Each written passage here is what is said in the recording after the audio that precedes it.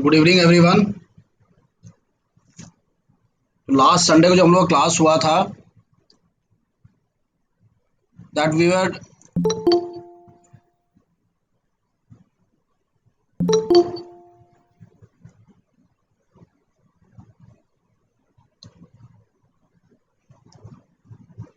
Last Sunday को जो हम लोग क्लास हुआ था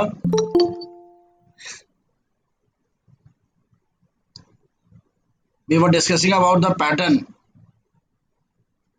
तो क्या हम लोगों ने पूरा मेंस का कंप्लीट कर लिया था? Can anyone tell? प्रीलिम्स का सिलेबस, मेन एग्जामिनेशन का syllabus and book list, preliminary examination का पैटर्न, मेन एग्जामिनेशन का पैटर्न,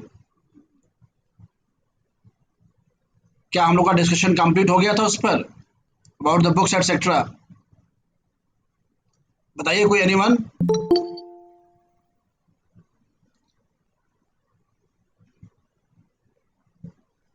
बोलिए कोई लोग। Okay okay okay. तो जो हम लोगों ने का मेन एग्जामिनेशन डिस्कस किया था एंड प्रिलिमिनरी एग्जामिनेशन का GS1 एंड GS2 आपका प्रीलिम्स में, GS1 ही क्वालिफाइंग है, GS1 पर ही मेरिट बनता है आपका प्रीलिम्स का, GS2 इज क्वालिफाइंग और उसमें नेगेटिव मार्किंग है। और अगर 3 क्वेश्चंस आपके गलत होते हैं तो एक क्वेश्चन के बराबर का मार्क्स आपका कट जाता है। That is negative mark is 1/3 of the marks that is allotted for one question. अगर एक क्वेश्चन आप गलत कर देते हैं तो 1/3 आपका। पेपर 2 जो आपका है, जैसे GS2 जो आप CSAT बोलते हैं, एप्टीट्यूड टेस्ट, वो बेसिकली पैराग्राफ स्टाइल में आता है। That is only qualifying. तो GS1 मेरिट बनाता है, 100 क्वेश्चंस आते हैं, 2 आवर्स होता है, 200 मार्क्स का होता है। और अगर नेगेटिव मार्क्स कटने के बाद यू आर 55 प्लस, 55 मार्क्स से ज़्यादा 55 क्वेश्चंस आप करेक्ट हैं आपके, दैट इज 110, 110 मार्क्स अगर आपका आता है after the deduction of the negative marks, that means you are sure to qualify. तो 55 मार्क्स का मतलब यह है, 55 क्वेश्चन सही करने का मतलब यह है, अगर आप 70 क्वेश्चंस अटेम्प्ट करते हैं आउट ऑफ 100, अगर आप 70 क्वेश्चंस अटेम्प्ट करते हैं और उसमें से अगर आपके 15 सवाल गलत होते हैं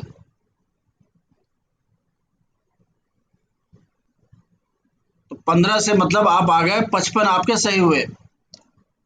लेकिन 15 मार्क्स का जो 30 मार्क्स होगा, 15 क्वेश्चंस का जो 30 मार्क्स होगा, 30 मार्क्स आप क्या आपने गलत किया है, तो नेगेटिव मार्क्स आपका 1/3 दैट इज 10 मार्क्स आपको डिडक्ट हो जाएगा।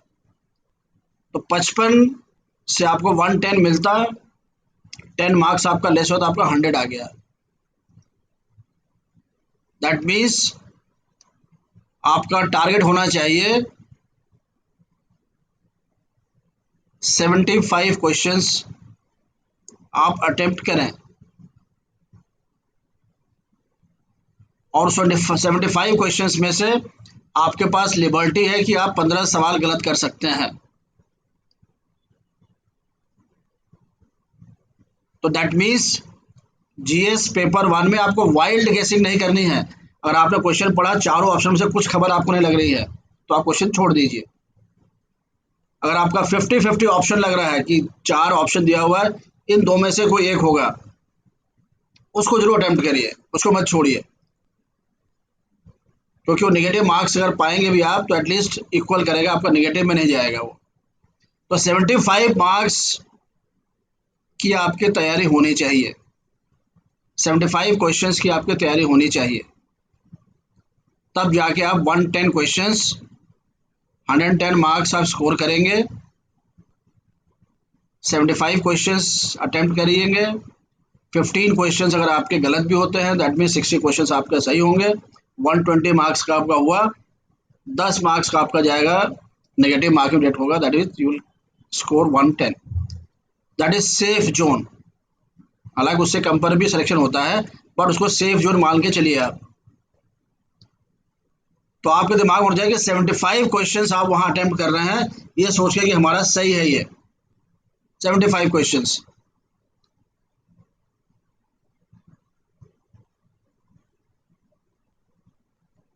और उसके बाद फिर आपका आता है मेन एग्जामिनेशन। तो मेन एग्जामिनेशन है, फर्स्ट पेपर इज आपका जनरल लैंग्वेज का है,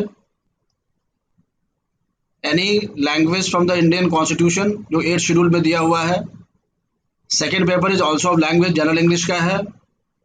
नेक्स्ट पेपर आपका एसए का है 250 मार्क्स का। फिर GS1, GS2, GS3, GS4 250 marks each. उसके बाद फिर आपका ऑप्शनल सब्जेक्ट जो आपका ऐच्छिक विषय है 250 मार्क्स के 2 पेपर। फिर 275 का आपका इंटरव्यू। तो टोटल 2025 मार्क्स का आपका होता है। प्रीलिमिनरी एग्जामिनेशन क्वालिफाइंग है, ये 2025 में से जितना आप स्कोर करोगे वही आपका मेरिट आपको रैंकिंग दिलाएगा। तो 2025 में से your target should be to score 1200 marks. 2025 में से अब 1200 मार्क्स आपको स्कोर करना है, ये आपका टारगेट है। अब 1200 का मतलब ये हुआ कि इसमें से 150 मार्क्स अपना इंटरव्यू का निकालिए, बचा आपका 1050 मार्क्स। 1050 मार्क्स से कम आपका रिटन एग्जामिनेशन में नहीं आना चाहिए। अब 1050 मार्क्स कैसे स्कोर करेंगे, that you have to make a strategy. क्योंकि चारों पेपर्स हैं, एसए है और फिर आपका ऑप्शनल सब्जेक्ट है। कुछ आपके वीक पॉइंट्स होंगे, स्ट्रॉन्ग पॉइंट्स होंगे, तो वो हम लोग डिस्कस करेंगे फिर किसी और दिन कि व्हाट स्ट्रैटेजी आपकी होनी चाहिए, कैसे इतना मार्क्स ले आएंगे। आज थोड़ा सा हम लोग डिस्कस करेंगे, ये सारी बातें हम लोगों ने कल लास्ट टर्न पे डिस्कस कर लिया था और प्रीलिम्स की मैंने आप लोगों के बुक्स भी लिखा ली थी।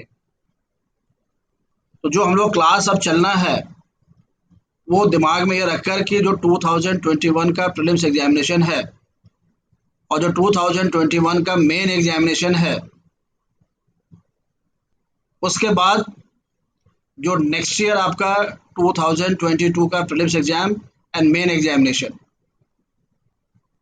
इसको दिमाग में रखकर हम लोग यहाँ पर जो क्लास आपकी चलेगी उसको लेकर चलेगी।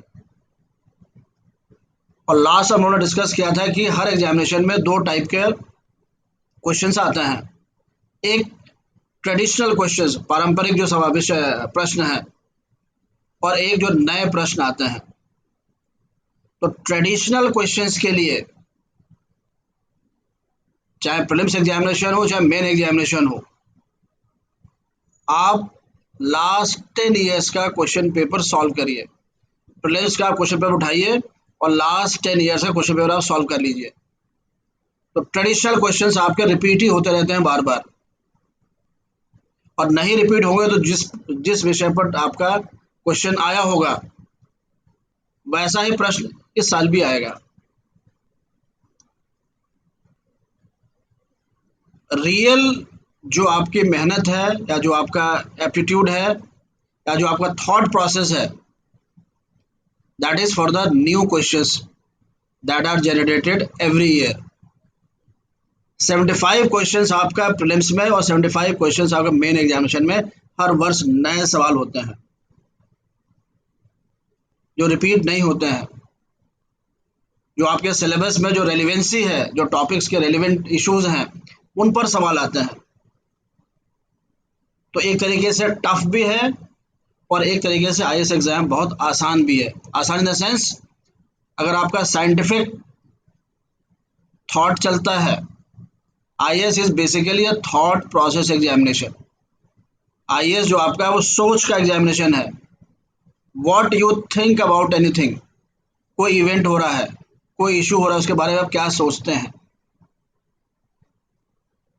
वो ज़्यादा इंपॉर्टेंट है।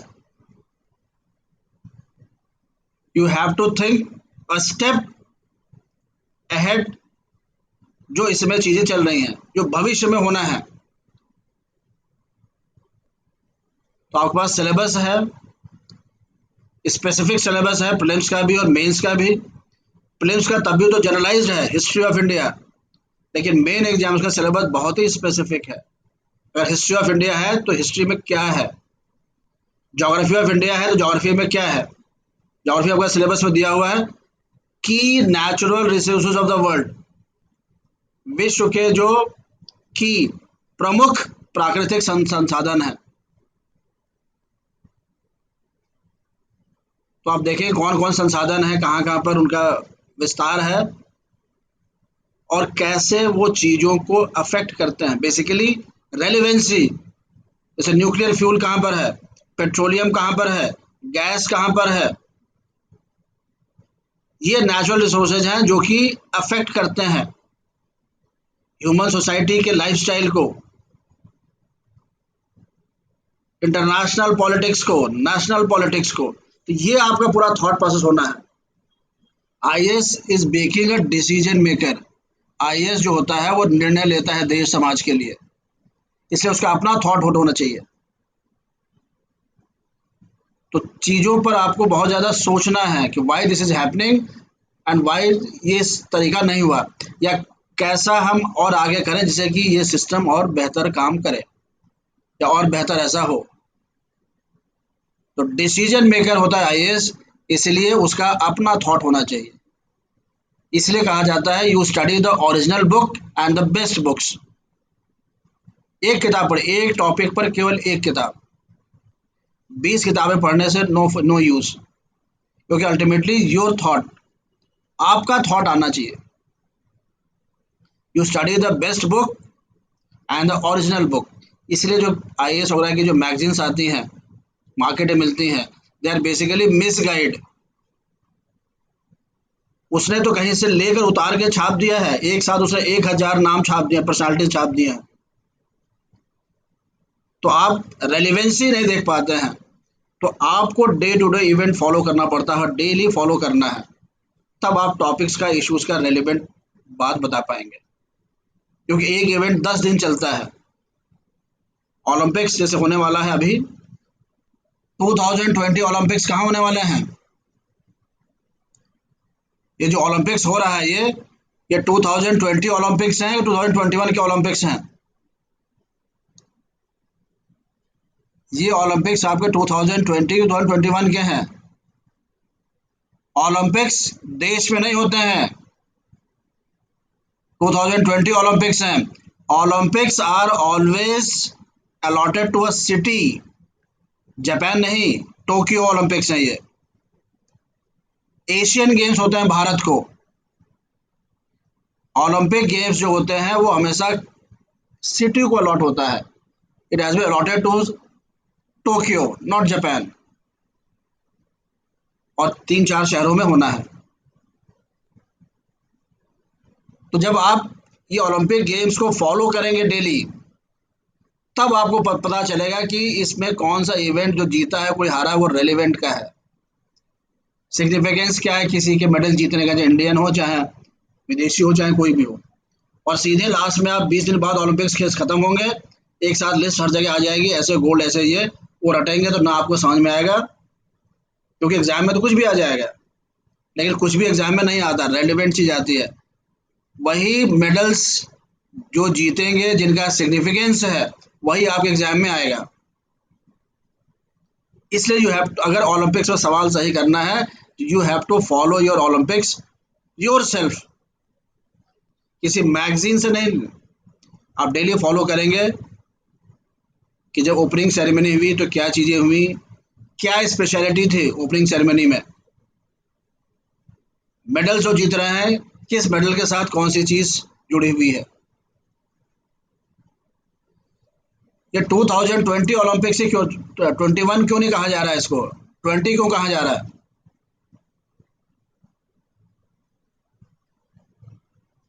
क्योंकि ओलंपिक्स गेम्स जो होते हैं 4 साल पे होते हैं, तो गैप नहीं होना चाहिए। 2021 में हो रहा है, लेकिन ये ओलंपिक 2020 वाले ही हैं। अगला आपका 2024 में ही होगा। तो 4 साल पे होता है। अगर 2021 करना पड़ता तो 2025 होता 4 साल में, तो पूरा आपका कैलेंडर डिस्टर्ब हो जाता। तो आप देखेंगे 1896 में फर्स्ट ओलंपिक्स हुए थे, उसका हर 4 साल पे हो रहा है। 1896 में 1904, और 2021 में करते तो अगला 2025 आ जाता। अब 2020 का ओलंपिक्स है ये, भले इस साल हो रहा है, अगला वाला 2024 में होगा। कोई बता सकता है कि कब कब ओलंपिक्स नहीं हुए हैं? ये कौन सा ओलंपिक्स है? इस ओलंपिक का नंबर क्या है? जो ये ओलंपिक्स हो रहे हैं, कौन सा नंबर है ये?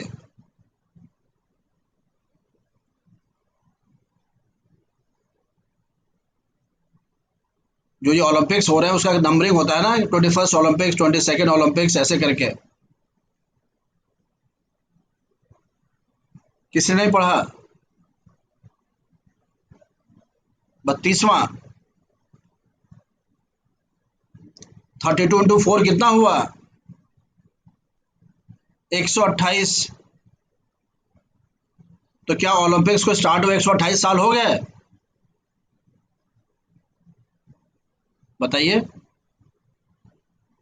1896 में हुआ था फर्स्ट, उसी पकड़ में आ जाएगा आपका। हर 4 साल पे होता है। 1896 में फर्स्ट हुआ था, तो 124 साल हुआ है अभी। लेकिन क्या सारे ओलंपिक्स हुए हैं? क्या ओलंपिक्स में गैप भी हुआ है कभी? कब कब गैप हुआ है? ओलंपिक्स कब कब नहीं हुए हैं? वर्ल्ड वॉर्स के समय। लेकिन कौन सा ईयर?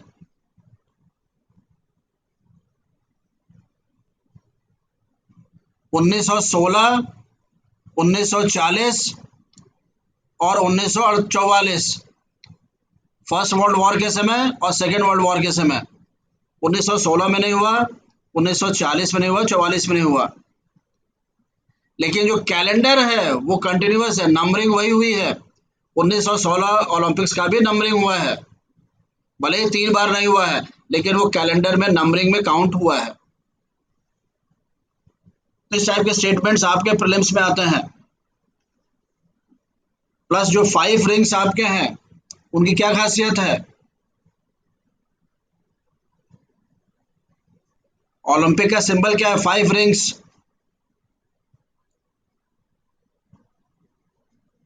5 रिंग्स है ना, आपस में इंटरकनेक्टेड हैं। क्या सिग्निफिकेंस है उनका?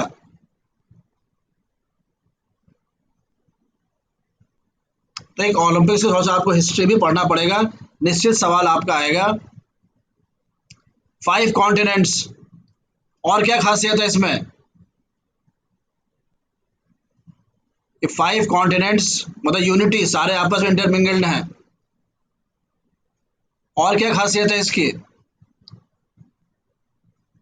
जो 5 रिंग्स आपके हैं। फिर इसका ओलंपिक्स का मोटो क्या है? And the flags of the world, correct. लेकिन फ्लैग्स ऑफ द वर्ल्ड कैसे? ये जो पांचों रिंग्स हैं इनमें जो कलर्स यूज किए गए हैं,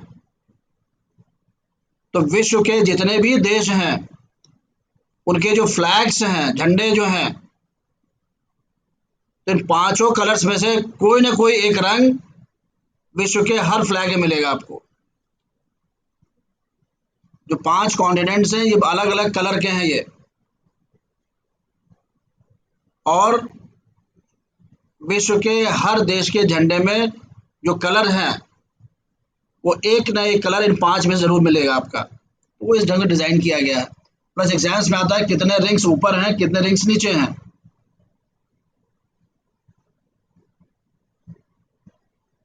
ये तो ठीक है आपका, बट जो फ्लैग्स को लेकर है वो, they represent the flags of the countries. तो थोड़ा सा आपको हिस्ट्री भी देखना पड़ेगा। ओलंपिक्स स्टेटमेंट्स आएगा तो एक दो स्टेटमेंट हिस्ट्री पर भी आएगा ओलंपिक्स के। एनीवे खैर, तो जो हम लोग बात कर रहे हैं, रियल जो आपका थॉट है, जो प्रिपरेशन है, या जिसमें मैं आपकी हेल्प करूंगा, दैट इज जो आपके नए सवाल आते हैं, और जो हम लोग की क्लास चलेगी, वी विल कवर 75% जो सवाल आपके एग्जाम में आएंगे। 75% क्वेश्चंस को हम लोग किसी न किसी फॉर्मेट में क्लास में डिस्कस कर चुके रहेंगे। यही मेरी हेल्प आपको हो पाएगी। लेकिन जो एक लाइन से पढ़ना है आपको, हिस्ट्री, ज्योग्राफी, इकोनॉमी, वो आपको स्वयं पढ़ना पड़ेगा। तो वो थोड़ा सा हम लोग आज डिस्कस करेंगे, कैसे हम लोग क्लास करने वाले हैं, या कैसे क्वेश्चंस आपको कैच करने हैं एग्जाम के। प्रीलिम्स में तो तब भी कुछ दिक्कत आ सकती है, लेकिन मेन एग्जामिनेशन के तो ऑलमोस्ट हम लोग सारे क्वेश्चंस गेस कर लेंगे। You can guess the whole paper of civil services. प्रश्न गेस करना कठिन काम नहीं आईएएस का, बट गेस के बावजूद भी उसकी आंसरिंग बहुत टफ है। इसलिए आपकी बहुत तैयारी, अगर आपको पेपर भी हम दे दें, कल ही एग्जाम में आ रहा है आईएएस में, दिस इज द पेपर, तब भी अगर आपने तैयारी नहीं किया है तो कल जाके आप नेक्स्ट 3 घंटे में एग्जाम को ढंग से नहीं दे पाएंगे। तो which topics we have to discuss, और उन टॉपिक्स पर किस टाइप के सवाल आपके इधर फ्यूचर में आ सकते हैं, प्रीलिम्स में भी मेंस में भी, that we have to design, और वो हम लोग डिस्कस करना है। तो जब 1-2 क्लास आप चलेगी तो आप समझ जाएंगे कि हमको ऐसे कैच करना है। तो आपको अपने प्रीलिम्स का और मेंस का सिलेबस पूरा रटा होना चाहिए, डिटेल जो सिलेबस है, तभी। अच्छा, जो प्रश्न आते हैं, जो हम लोग न्यू क्वेश्चंस की बात कर रहे हैं, वो जो रेलिवेंट, जो आपका सिलेबस है, और उससे संबंधित अगर कोई कंटेम्प्रेरी इशू चल रहा है या कोई करंट का इशू चल रहा है, उसको आपको कैच करना है। कंटेम्प्रेरी का मतलब होता है समकालीन विषय, मतलब ऐसे विषय जो पहले भी इंपॉर्टेंट थे, आज भी हैं और भविष्य में भी हैं। जैसे आपका WTO, world trade organisation, patent का इशू, तो ये वर्ल्ड ट्रेड ऑर्गेनाइजेशन पेटेंट के इशू पहले भी थे, आज भी हैं और फ्यूचर में भी हैं। क्योंकि WTO is basically the agent और कैटलिस्ट ऑफ ग्लोबलाइजेशन। जो भूमंडलीकरण है, उसका जो द्योतक है, उसका जो कैरियर है, वो WTO है। और इस कोरोना काल में WTO एक बहुत बड़े क्लाउड में आ गया है। WTO, WHO, ये सारे जितने भी इंटरनेशनल ऑर्गेनाइजेशंस हैं, आप देखेंगे कि सेकेंड वर्ल्ड वॉर के बाद से लेकर ग्लोबलाइजेशन, लिबरलाइजेशन, प्राइवेटाइजेशन और वर्ल्ड एज ए मार्केट, इसका बहुत ज़्यादा प्रचार हुआ। लेकिन कोरोना काल का जो 1.5 साल का पीरियड आप देख रहे हैं, इसमें आते ही ग्लोबलाइजेशन के सारे प्रिंसिपल्स, सारे एथिक्स, सारे देश भूल गए। सब देश अपने पर आ गए। अमेरिकन सब कुछ अपने लिए कर रहे हैं, चाइनीज सब कुछ अपने लिए कर रहे हैं, यूरोपियन सब कुछ अपने लिए कर रहे हैं। यहाँ तक कि आपकी वैक्सीन तक को भी यूरोपियंस रिकॉग्नाइज नहीं कर रहे हैं। तो that means what future WTO, WHO and globalisation is going to take, आगे भविष्य का क्या होने जा रहा है। अभी तो सब लोग जो है कोरोना में ही कंसंट्रेटेड हैं। अब जैसे ही थोड़ा सा इससे निजात पाएंगे, जितने भी इंटरनेशनल इंस्टीट्यूशंस हैं, IMF, WTO, WHO, G7, G20, इनका क्या फ्यूचर होगा, they will have to redesign. और इसका कवायद आपका शुरू हो गया है। तो इसमें आपको, क्योंकि मेरे एग्जामिनेशन में तो खैर ठीक है, प्रीलिम्स में इसमें स्टेटमेंट्स आएंगे, WTO ये है और ऐसे ऐसे होना है। तो ये तो मैंने आपको जनरल बात बताई। तो ऐसे ही हर टॉपिक को आपको जो रेलिवेंट है, रेलिवेंट का मतलब यह है जिसका कि देश विदेश, सोसाइटी, इकोनॉमी, पॉलिटी पर कुछ ना कुछ इम्पैक्ट रहेगा आगे भविष्य में, वो रेलिवेंट है। आज की तारीख में इंडिया ने श्रीलंका से मैच जीता, आज इवेंट खत्म। तो ये अब एग्जाम कभी नहीं आता है। तो लोग कहते हैं यार करंट का एग्जाम, तो एग्जाम में आईएएस में आता नहीं करंट अफेयर्स। करंट अफेयर्स वही आता है जिसका कि रेलिवेंस है फ्यूचर में। इंडिया अगर वर्ल्ड कप जीतेगी तो शायद एग्जाम में आपके आएगा, क्योंकि world cup will have an impact on future generations. Sports की तरफ, क्रिकेट की तरफ, या जो भी स्पोर्ट्स जिसमें इंडिया एक्सेल करेगी, वो इसलिए इंपॉर्टेंट है कि उसका इम्पैक्ट अब आगे भविष्य में पड़ने जा रहा है। तो जो चीज़ें घटती हैं आपके एग्जाम के पॉइंट, एसएससी, बैंकिंग, रेलवे, इन सब एग्जाम में तो आ जाएगा कौन जीता कौन हारा। आईएएस में नहीं आएगा। आईएएस में जिसका इम्पैक्ट है, जिसका रेलिवेंस है भविष्य के लिए भी। तो जितने भी इवेंट्स आपके होते हैं, एक तो फॉलो करना पड़ेगा सिस्टमेटिकली, स्किप नहीं करना है। सिस्टमेटिकली आप फॉलो करेंगे, बाकायदा टॉपिक लिखेंगे, उन टॉपिक्स में क्या फैक्ट्स हैं, व्हाट आर द फैक्ट्स। कोई भी जो नया इशू आता है उसका फैक्ट क्या है, वो पूरे आपको फैक्ट की जानकारी ले लेनी है। प्लस जो उसका इम्पैक्ट है, प्रभाव उसका है, उसकी जानकारी ले लेनी है। उसके बाद कैसे वो भविष्य में और प्रभावशाली होगा, कौन ऐसे बेहतर होगा, ये आपका अपना थॉट है, ये आपको अपना डेवलप करना है। तो एक एक टॉपिक हम लोग उठाएंगे जनवरी 2020 से लेकर, ताकि इस एग्जाम में आपको जो 2021 वाला कवर होगा, और जिनको 2022 में देना है वो आज के बाद भी अगर इवेंट फॉलो करते हैं तो बेसिकली जो हम लोग क्लास चलेगी 3 days अ वीक, वो सिस्टमेटिकली चलेगी। वो सब आपके सिलेबस का होगा, economics, geography, history, science, polity, वो सारी चीज़ें रहेंगी उसमें। लेकिन केवल वो टॉपिक्स रहेंगे जो आपके एग्जाम में आना है। वो टॉपिक्स, वो इश्यूज, वो क्वेश्चन से हम लोग केवल यहाँ डिस्कस करेंगे which are going to be asked in the examination. कोई भी टॉपिक आएगा, उसका जो बेसिक फिलॉसफी क्या है, बेसिक प्रिंसिपल क्या है, वो सारा डिस्कस करेंगे हम लोग। लेकिन उन टॉपिक्स को जो एग्जाम्स में आपके आने हैं, ट्रेडिशनल चीज़ जो मैंने बुक्स आपको लिखा है हिस्ट्री और इकोनॉमी, वो आप पढ़ते रहिए। अब कैसे करना है, कुछ चीज़ें मैं आपको लिखा रहा हूँ, जरा लिखिए तो थोड़ा सा आपको समझ में आएगा। 2-3 लेक्चर आप पढ़ लेंगे तब समझ में आएगा कि हम लोग किस लाइन पर है या किस ढंग से क्लास करना है, कैसे क्लास आपके चलेगी। देखिए जरा सवाल, तो क्वेश्चन लिखिए, what is the status of,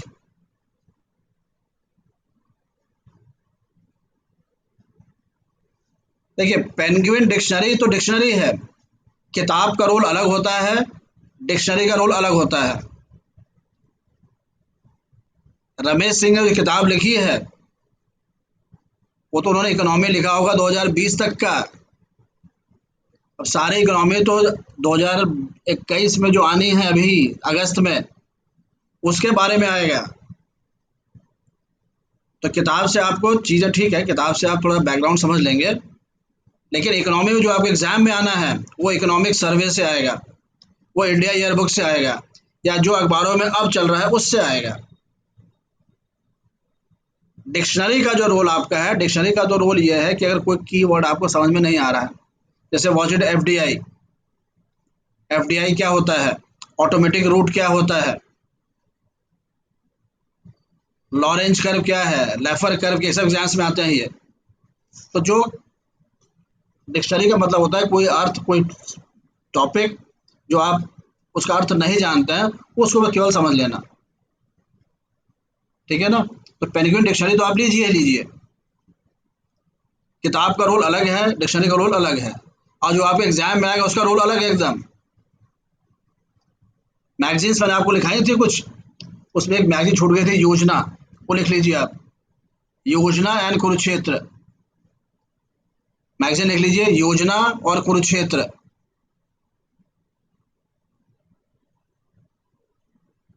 books के अलावा मैं लिखाया था आप लोगों को, डेली आपको 1 घंटा राज्यसभा टीवी देखना है। आप लोगों ने देखना शुरू किया उसको?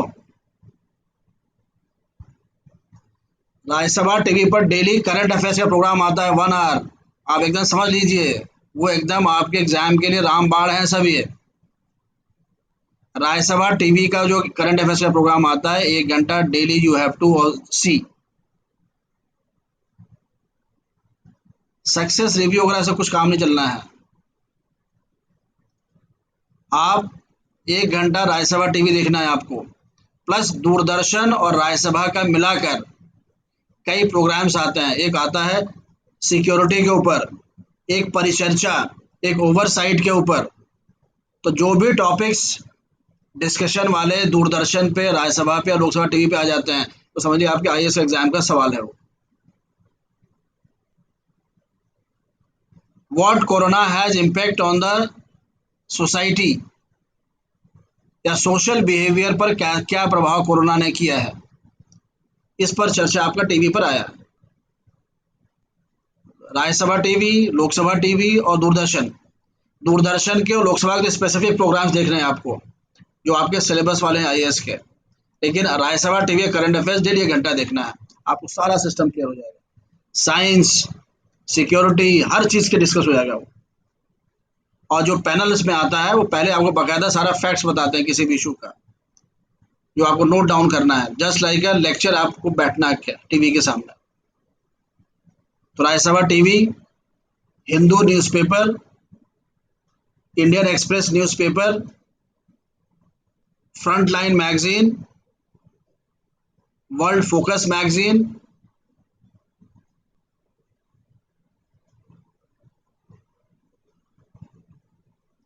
हाँ देखिए, अभी उस पर आएंगे, लक्ष्मीकांत के गाइड पर हम लोग आएंगे।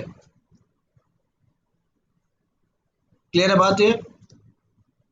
वर्ल्ड फोकस, योजना और कुरुक्षेत्र, ये मैगजीन्स आपको पढ़नी है। इसी से आपके सारे सवाल पॉलिटी के, इकोनॉमिक्स के, ज्योग्राफी के, साइंस के सब मिल जाएंगे आपको। फ्रंट लाइन में जो नॉन पॉलिटिकल आर्टिकल्स होते हैं साइंस पर या कभी इकोनॉमिक्स पर, सब आपके एग्जाम्स में आते हैं ये। तो सारा जो रेफरेंस होगा वही हम लोग क्लास में डिस्कस होगा यहाँ पर। लक्ष्मीकांत की जो गाइड इंडियन पॉलिटी की, वो अच्छी किताब है, लेकिन एग्जाम में हमेशा वही किताब पढ़नी चाहिए जिससे कि प्रश्न आते हैं। तो क्वेश्चन हमेशा डीडी बासु से आते हैं, और जो मैंने आपको सुभाष कश्यप बुक्स लिखाई, आवर पार्लियामेंट आवर कॉन्स्टिट्यूशन, ये जनरल सेक्रेटरी थे आपके लोकसभा के। तो डीडी बासु एंड लक्ष्मीकांत ने इन्हीं से उतारा हुआ है। अब लक्ष्मीकांत से चीजें आपको समझ में आएंगी, लेकिन चीजें समझने से मतलब नहीं है, जो एग्जाम में आना है उसको पढ़ना है। तो लक्ष्मीकांत पढ़िए, कोई दिक्कत नहीं है, लेकिन आप our constitution, our parliament, political process जो सुभाष कश्यप की है वो तो पढ़िए ही, डीडी बसु पढ़िए। और अब जरा लिखिए सवाल, तो और क्लियर हो जाएगा आपको। What is status of cooperative societies in India, Bharat में सहकारी समितियों का क्या दर्जा है?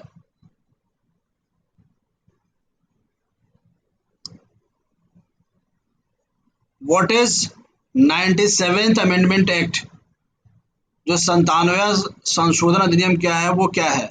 97th।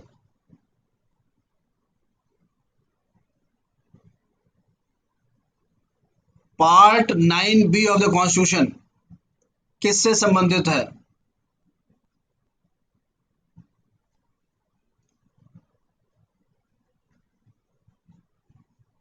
कोऑपरेटिव सोसाइटी संविधान के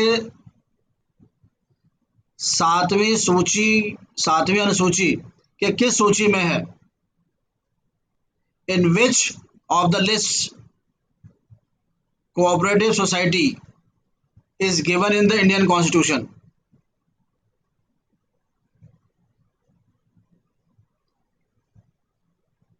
Why the 97th Amendment Act was in news, and what principle or provision of constitutional amendment was related with this issue?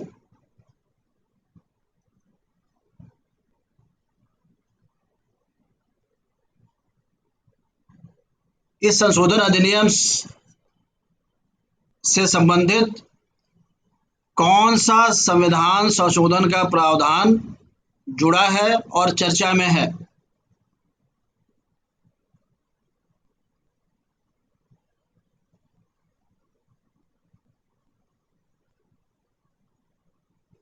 ठीक, अब बताइए इसका आंसर, कौन कौन इसका आंसर गेस कर सकते हैं। और एक और प्रश्न लिखिए, तो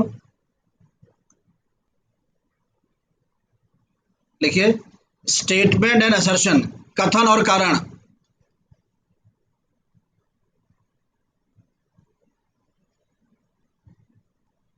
the provision,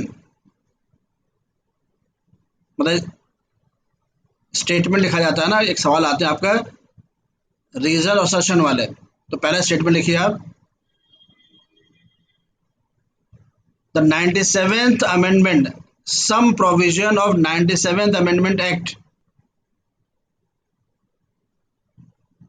has been declared unconstitutional by the Supreme Court.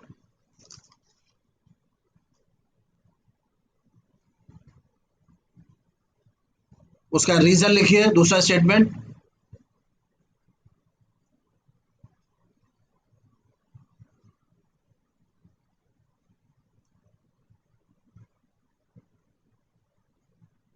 The provision, there is a provision in the constitution,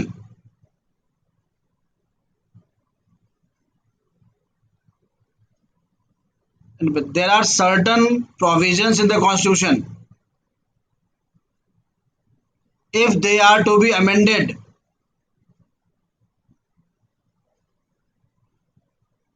then they need assent of 50% of state legislatures. Hindi में लिखिए, संविधान में कई ऐसे प्रावधान हैं कि अगर उनको संशोधित करना है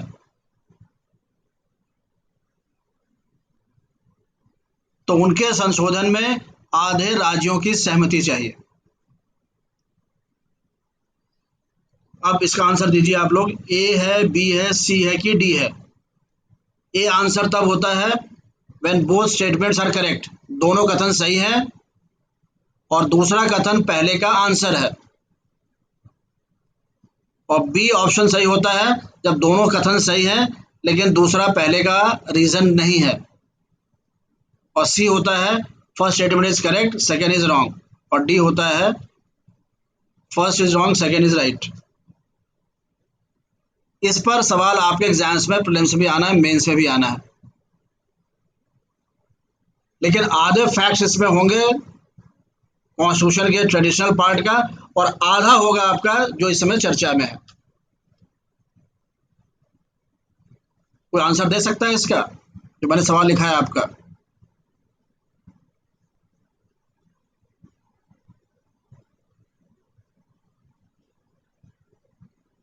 अभी जो मैंने आपको क्वेश्चन लिखाया है, कोई आंसर देने की स्थिति में है?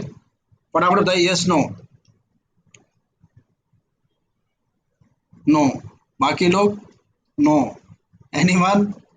कोई यस वाला? नो समझ गए हम। कोई यस से तो बताए।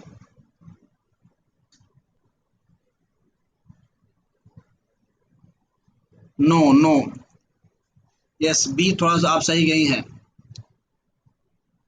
तो ये आपका ठीक, ओके। तो ये क्वेश्चन, ये जो टॉपिक आपका इस समय काफी चर्चा में है, लेकिन इसका आंसरिंग करने के लिए आपको 97th अमेंडमेंट भी समझना पड़ेगा। आपका जो कोऑपरेटिव सोसाइटीज को लेकर जो प्रोविजन ऐड हुआ है पार्ट 9B में, उसको समझना पड़ेगा। प्लस कौन सा ऐसा प्रोविजन है, जो फैक्ट्स हैं इसमें ये हुआ कि जो लॉ पास हुआ है, ये कहा गया कि जो कोऑपरेटिव सोसाइटीज होंगी उसमें कितना रिजर्वेशन होगा, कौन चेयरमैन होगा, वो सब डिसाइड करेगा सेंटर, ऐसे करके उसमें। तो आपको फैक्ट समझ में आने चाहिए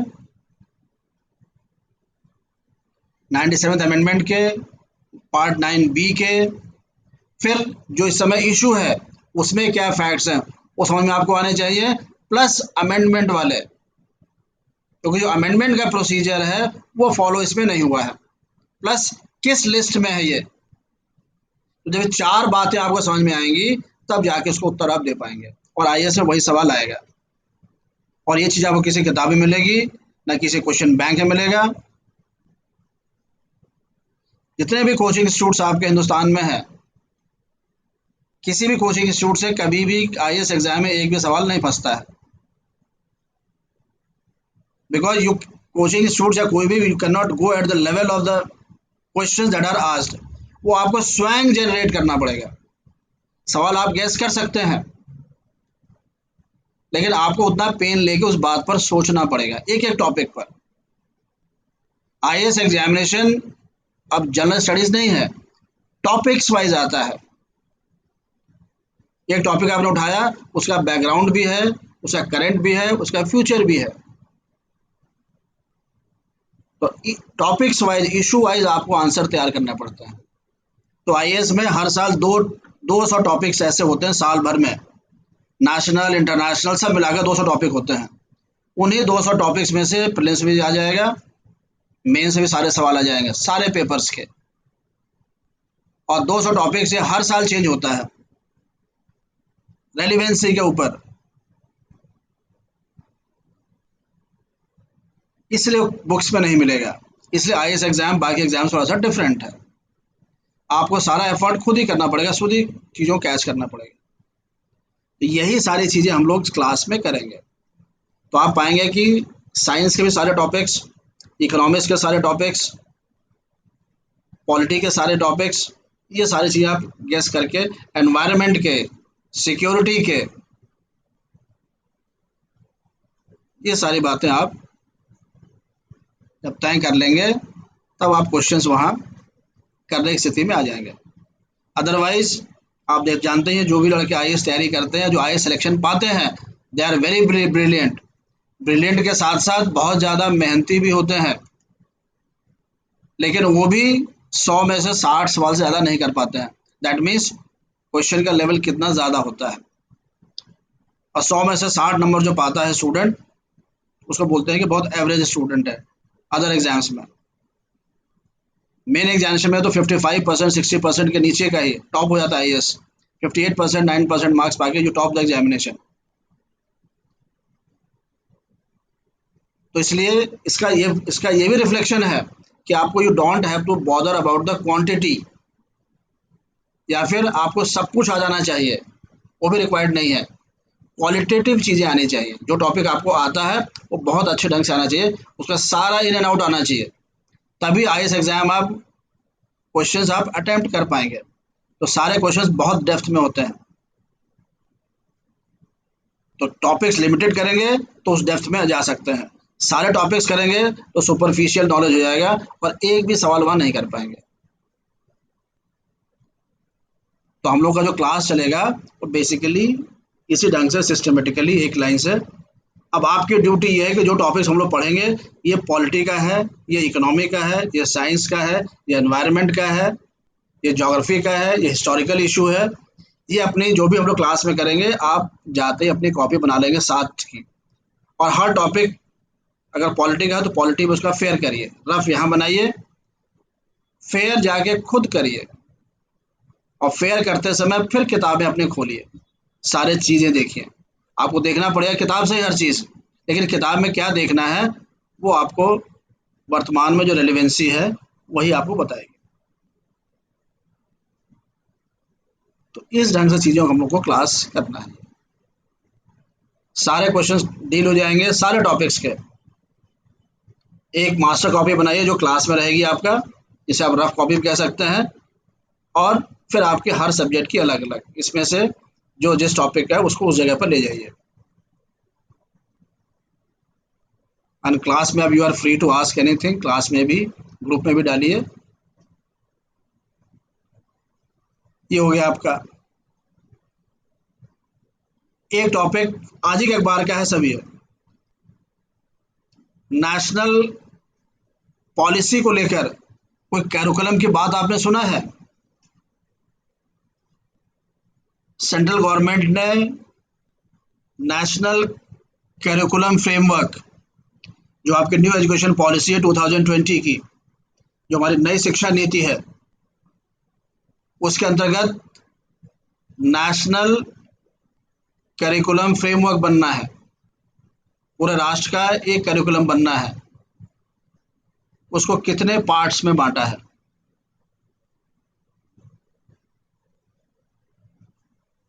child education, school education, teacher education और एक आपका एडल्ट एजुकेशन, इन चार पार्ट्स में बांटा है। और एनसीईआरटी को काम दिया गया है, उसने स्टेट गवर्नमेंट्स को बोला कि इन चार कैटेगरी में हर स्टेट अपना बनाएगा और फिर फीडबैक देगा वो सेंटर को। तो सेंट्रल गवर्नमेंट फिर एनसीएफ जो नेशनल करिकुलम फ्रेमवर्क है वो तय करेगा, और जब फाइनल वो तय कर लेगा तब वो गाइडलाइंस बन जाएंगे स्टेट गवर्नमेंट्स के लिए। तो ये न्यू एजुकेशन पॉलिसी क्या है और ये करिकुलम फ्रेमवर्क क्या है, and how this curriculum framework is going to affect our education system. किस बात को ये सुदृढ़ करने जा रहा है, किस बात को ज़्यादा अच्छा करने जा रहा है दिस करिकुलम, ये आपको उसमें से पूरा देखना है।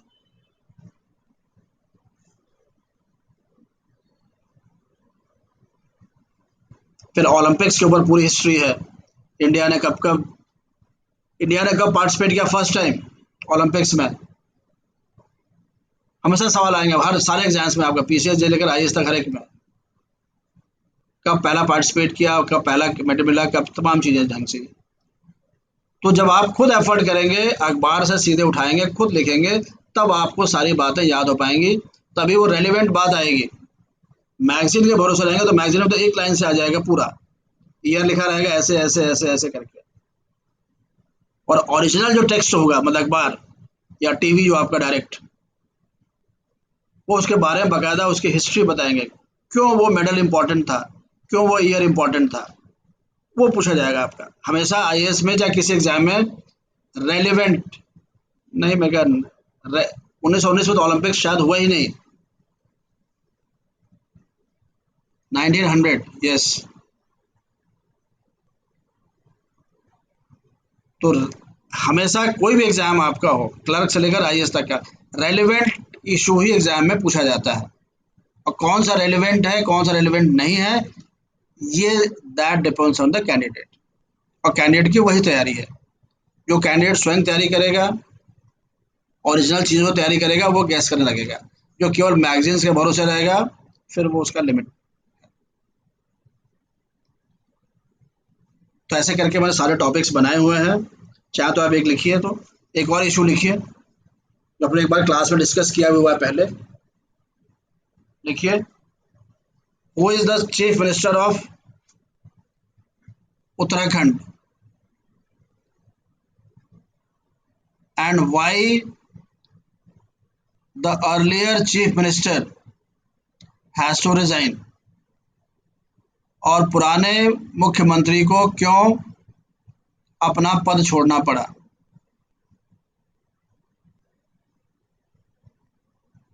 इन this regard mention the significance of article 75(5), article 164(4)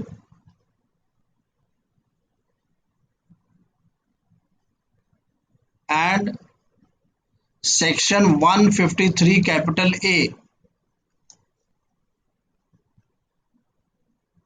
of People's Representation Act 1951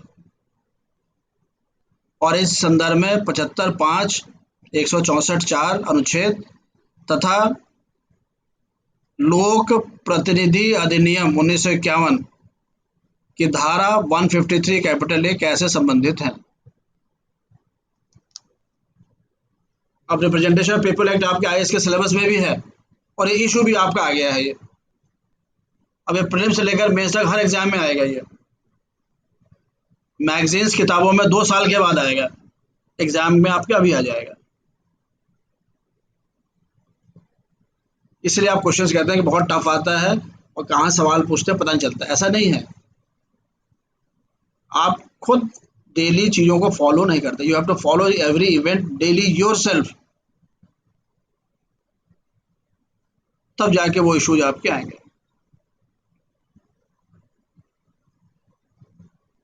अब आपका role of governor, role of governor को लेकर वेस्ट बंगाल में जो आपके पोस्ट इलेक्शन वायलेंस हुआ, उसको लेकर राज्यपाल की भूमिका या राज्यपाल के पावर्स क्या है। उस कंटेक्स्ट में आर्टिकल 355 और आर्टिकल 356 का महत्व बढ़ गया। वैसे आप 355 का ही पढ़ के नहीं जाते, but now you have to study. तो वही 355 आर्टिकल 355 को वही कैंडिडेट पढ़ के जाएगा जिसने वेस्ट बंगाल के इलेक्शंस को फॉलो किया, उसके बाद पोस्ट इलेक्शन जो वायलेंस हुआ, उसके बाद जो कॉन्स्टिट्यूशनल ड्यूटी है गवर्नर की या कॉन्स्टिट्यूशनल ड्यूटी है सेंट्रल गवर्नमेंट की टू प्रोटेक्ट द स्टेट, वो लीगल फ्रेमवर्क क्या है।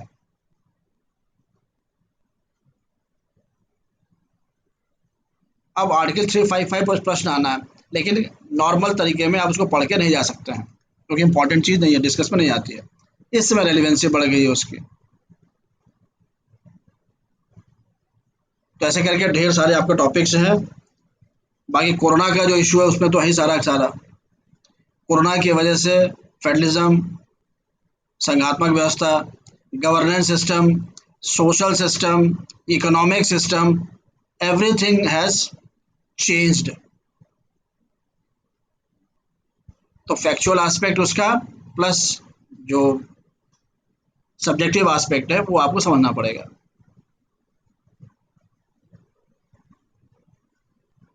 इस कंटेक्स्ट में जो वैक्सीन पॉलिसी है तो फैक्चुअल एस्पेक्ट पर समझना पड़ेगा कि कौन कौन वैक्सीन बना रहा है। फाइजर है, मॉडर्ना है, जॉनसन एंड जॉनसन है, कोविशील्ड है, कोवैक्सीन है, स्पुतनिक 5 है और जो है। तो फैक्चुअल एस्पेक्ट कौन से वैक्सीन बना रहा है, किस देश का है, प्लस इंडिया वैक्सीन्स ये तो दो बन रही हैं, और वैक्सीनेशन का प्रोडक्शन का सिस्टम इंडिया में क्या है, वैक्सीन्स कहाँ कहाँ बनती हैं, वैक्सीन का मेडिकल सिस्टम में क्या रोल होता है। इसके अलावा जो आपका national institute of virology NIV plus और जो बैक्टीरिया और वायरस पर स्टडी करने वाले हमारे देश में कौन से इंस्टीट्यूट्स हैं, रिसर्च लेवल उनका क्या है, ये सारी बातें आपको तो ये फॉलो करेंगे तभी उसमें सिस्टम में आएगा आपका। साइंस के ऊपर बैक्टीरिया वायरस में क्या डिफरेंस है,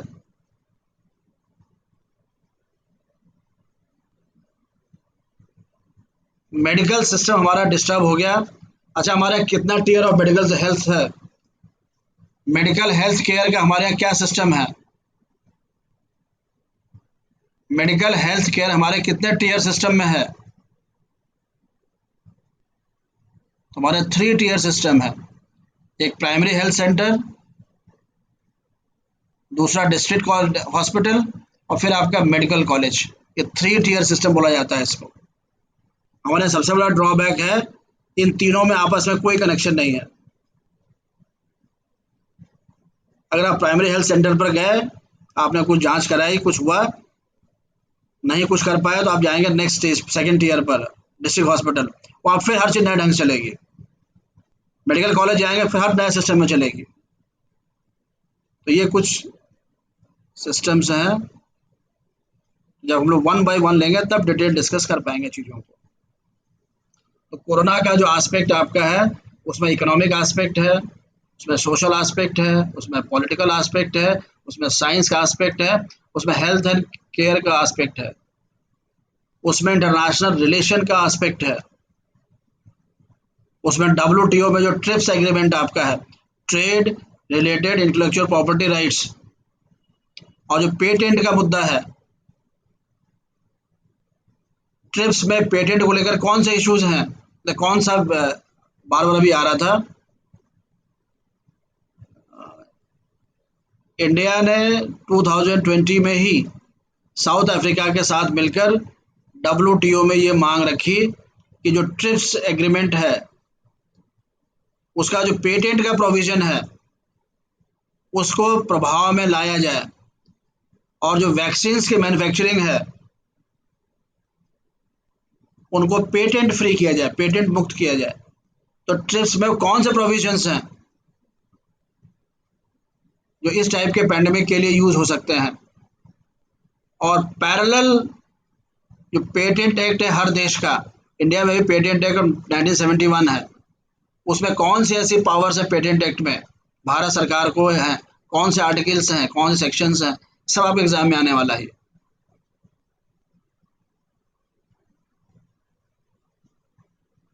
तो कैच आपको ऐसे करने हैं चीज़ों को, ऑब्जेक्टिव सवाल के लिए भी और सब्जेक्टिव के लिए भी। तो जो हम लोग क्लास का जो सिस्टम आपका है वो ऐसे ही है। अब देखो मैं आपको जनरल बात बता रहा हूँ कि what in which direction our class will go, और आपको इस 3 डे जो क्लास चलेगा वीकली, उसमें आपको क्या मिलेगा।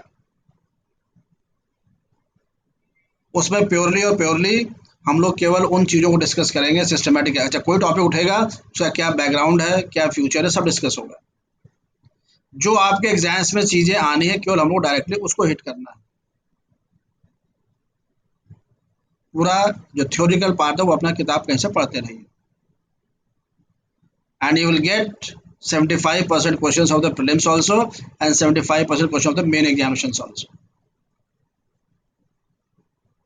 लेकिन क्लास में जो कहा जाएगा, कई सवाल कहा जाएगा कि इसको लिखिए, इसका आंसर लिख कर आइएगा, इसको यहाँ से पढ़ लीजिए, वो चीज़ को आपको फॉलो करना पड़ेगा। और बीच बीच में जैसे कुछ एक्सपर्ट्स हैं, और इस समय प्रेजेंट सिविल सर्वेंट्स हैं या रिटायर्ड सिविल सर्वेंट्स हैं, कोई स्पेसिफिक रेलिवेंट टॉपिक आपका आएगा जो आपके सिलेबस में है, तो उनके भी क्लासेस आप बीच बीच में चला करेंगे। खासकर जो जीएस पेपर 2 एथिक्स के ऊपर, एडमिनिस्ट्रेटिव एथिक्स क्या होता है, भले वो ना फॉलो करते हो सब, लेकिन जो आपका चाहिए वो पूरा आपको बताएंगे, वही आपको जाके एग्जाम में लिखना है। और ये जो क्लास आपकी चलेगी 3 डे वीक, इसमें जो जनरल स्टडीज पेपर 2 आईएएस का वो पूरा कवर होगा कंप्लीट, और Indian polity and constitution plus जो जीएस पेपर 2 आईएएस मेंस का वो पूरा चलेगा। और उसके अलावा बाकी जो आपके हिस्ट्री, ज्योग्राफी, इकोनॉमी या GS1, GS3, GS4 का है, जो आपके एग्जाम्स में चीज़ें आएंगी वो क्लास में आपको चलेगा यहाँ पर।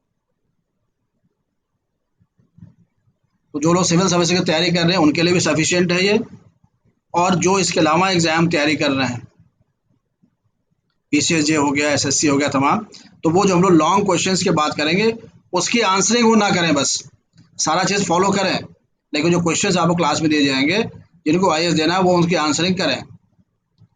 लेकिन जिनको नहीं देना है, लेकिन PCSJ के लोग में भी ध्यान रखिएगा, PCSJ का पेपर भी GS पेपर बहुत टफ आता है, वो भी आप भी आंसरिंग करने का प्रयास करें, लेकिन थोड़ा शॉर्ट में रहता है आपका।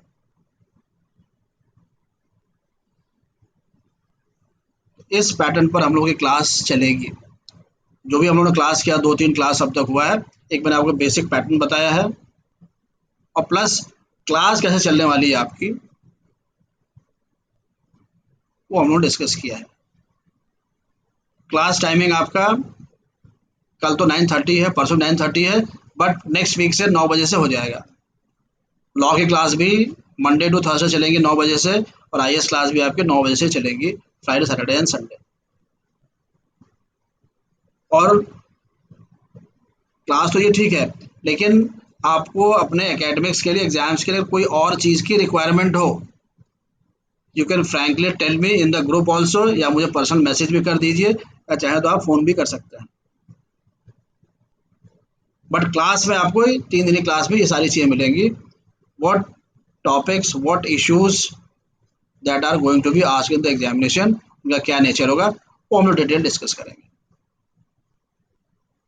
रेफरेंस मटेरियल यही है जो मैंने आपको लिखाया है, इंडियन एक्सप्रेस, हिंदू अखबार, front line, world focus, Rajya Sabha TV, और जो स्पेशल प्रोग्राम्स आते हैं, इंडिया ईयरबुक, इकोनॉमिक सर्वे, और जो जीएस पेपर 2 आपका है उसका वही आपका सुभाष कश्यप, तमाम चीज़ें इनका रेफरेंस मटेरियल। तो किसी को कुछ पूछना हो तो पूछे। Any doubt about the class, कि क्लास में क्या होने वाला है, क्लास किस ढंग से चलेगी, इसके बारे में किसी को कोई चीज़ पूछना हो तो पूछे। और जो लोग भी फ्रेश तैयारी स्टार्ट कर रहे हैं अभी, उनको एकदम घबराने की आवश्यकता नहीं है। आपको एकदम लग रहा होगा कि बहुत ज़्यादा टफ है या ऐसे, ऐसा एकदम टफ नहीं है, क्योंकि आपका पहला दिन, दूसरा दिन, तीसरा दिन अभी स्टार्ट कर रहे हैं आप, तो लगेगा कि बहुत वैसी चीज़ है, ऐसा एकदम नहीं है। जैसे ही सिस्टमेटिकली चीज़ों को आप कैच कर लेंगे तो आपको सारा चीज़ आसान लगने लगेगा। आप सोचोगे ये तो हमें से आता ही नहीं, किसी को भी नहीं आता स्टार्टिंग में, लेकिन सही चीज़ को कैच करना है, that you have to develop, वो धीरे धीरे आएगा। तो पेशेंस रखना है और धीरे धीरे आप उसको कैच करने लगेंगे। बताइए, किसी को कुछ पूछना है अबाउट द क्लास, क्लास में क्या होना है या व्हाट दे, और उनको क्या रिक्वायरमेंट है, यू कैन आस्क, और पूछना तो बताइए। Any queries bye anyone? Okay, और कोई बाकी लोग? हाँ बताइए, अपने आप को अनम्यूट कर लो प्रियांशु, आप अपना जो माइक अनम्यूट करके पूछिए, बोलिए।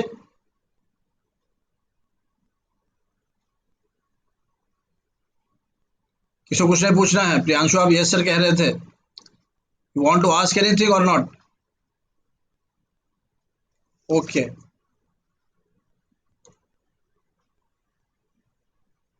How to cover up the NCERT, इसका कोई स्ट्रैटेजी नहीं है। एनसीईआरटी सीधे उठाइए, पढ़ना शुरू कर दीजिए, शॉर्टकट एकदम नहीं है। ये सवाल कभी मत पूछिएगा मुझसे कि सर इसको हम कैसे कवर करें एनसीईआरटी को। सीधे एनसीईआरटी उठाइए और एक लाइन से पढ़ना शुरू कर दीजिए। ये मत सोचिए कि बहुत ज़्यादा है या बहुत है, एग्जाम है ही बड़ा, हाई एग्जाम सर, सिलेबस बहुत बड़ा है इसका, तो पढ़ना तो आपको पड़ेगा ही पड़ेगा। तो जो एनसीईआरटी आपके सिलेबस में उठाइए और एक लाइन से पढ़ते रहिए। 10 हैं तो पढ़ते पढ़िए, 20 हैं तो उनको ही पढ़िए आप, पढ़िए लिखिए, पढ़िए लिखिए। तो शॉर्टकट नहीं है, जो सिलेबस में आपके है, you have to study from line 1 to last line, shortcut एकदम नहीं है। और कोई स्टाइल नहीं है कि इस चीज़ को हम कैसे करें, there is no such style. करना है, दैट इज द स्टाइल, करना ही है आपको। एक ही स्ट्रैटेजी है कि you have to do that, कैसे करना है ऐसा कोई स्ट्रैटेजी नहीं होता है, और आप करने लगोगे तो होने लगेगा वो। फास्ट भागते हुए भी नहीं करना है कि एनसीईआरटी हमको एकदम खत्म कर ले, ऐसा नहीं है। एनसीईआरटी पढ़िए, समझते रहिए, तब आगे बढ़िए। अगर एक पेज में लगता है 1 घंटा तो 1 घंटा लगाइए। पहली बार जितना समय लगाएंगे समझना उतना अच्छा है, तो उसका पहली बार में आपको बहुत समय लगेगा, नेक्स्ट टाइम से आपको उसका 1/4 टाइम ही लगेगा। तो there is no such strategy, there is no shortcut, there is no such strategy that how to do that books, how to study that books. एक लाइन से उठाइए और पढ़ना शुरू करिए, और लिख कर पढ़िए। कैसे कवर करना है तो लिख कर करना है, और टाइम लगेगा आपको, लेकिन लिख कर ही पढ़िए। और एनीवन एल्स, इससे और कुछ पूछना है? Okay then, thank you very much, will all meet tomorrow at 9:30।